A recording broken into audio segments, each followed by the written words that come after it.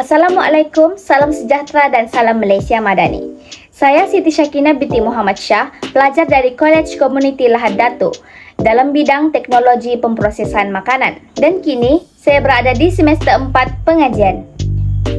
Dalam video ini, saya dengan bangganya ingin memperkenalkan produk inovasi saya, yaitu Cullfish Seasoning ataupun serbuk perasa Cullfish. Produk ini dihasilkan daripada campuran tulang ikan, sayur-sayuran seperti seledri, tomato, cendawan, dan bahan rempah lain. Produk ini diberi nama Cullfish Seasoning adalah kerana hasil gabungan perkataan kalsium dan fish, tulang ikan, dalam beberapa siri kajian terbukti mempunyai kandungan kalsium yang tinggi. Seterusnya, nama ini juga dilihat sangat unik. Penggunaan tulang ikan dalam produk inovasi ini adalah kerana beberapa faktor, yaitu yang pertama, sumber protein dan kalsium yang tinggi. Yang kedua ialah pengurangan pembaziran.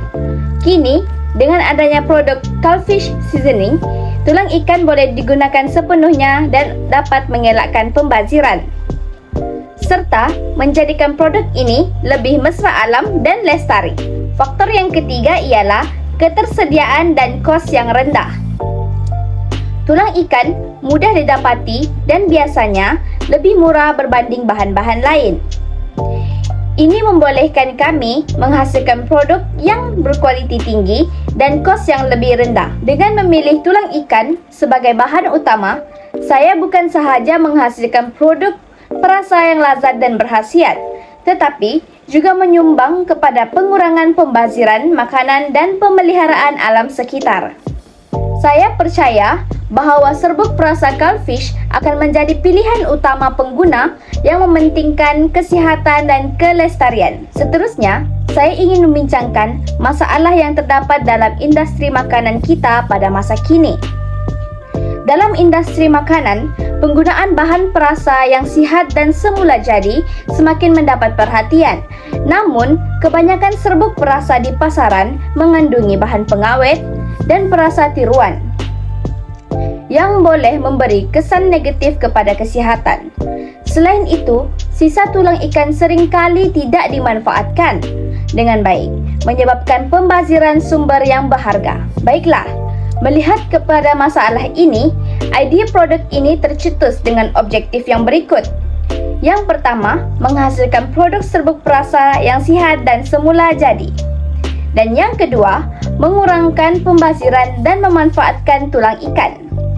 Dan yang ketiga, yaitu yang terakhir, menyediakan alternatif perasa yang kaya dengan nutrien dan rasa. Berikutnya, saya ingin membincangkan tentang keunikan produk Cullfish Seasoning. Yang pertama ialah bahan-bahan semula jadi dan berkhasiat. Keunikan yang kedua ialah penggunaan tulang ikan. Salah satu ciri unik produk ini adalah penggunaan tulang ikan. Tulang ikan seringkali dianggap sebagai sisa dan dibuang. Namun, kami telah menemui cara untuk memanfaatkannya. Potensi pasaran. Cullfish Seasoning mempunyai potensi pasaran yang besar kerana beberapa faktor yang utama. Faktor yang pertama ialah kesedaran terhadap pemakanan sihat. Yang kedua ialah penggunaan bahan sisa yang bernilai. Dan yang ketiga pula ialah rasa yang kaya dan pelbagai. Berikutnya adalah sasaran pasaran. Cullfish Seasoning menyasarkan beberapa segmen pasaran utama. Yang pertama, pengguna kesihatan dan kecergasan. Yang kedua ialah pengguna yang mencari alternatif semula jadi. Yang ketiga ialah pasar tani dan kedai runcit. Saya merancang untuk memasarkan Cullfish Seasoning melalui pasar tani dan kedai runcit yang menyokong produk tempatan dan semula jadi.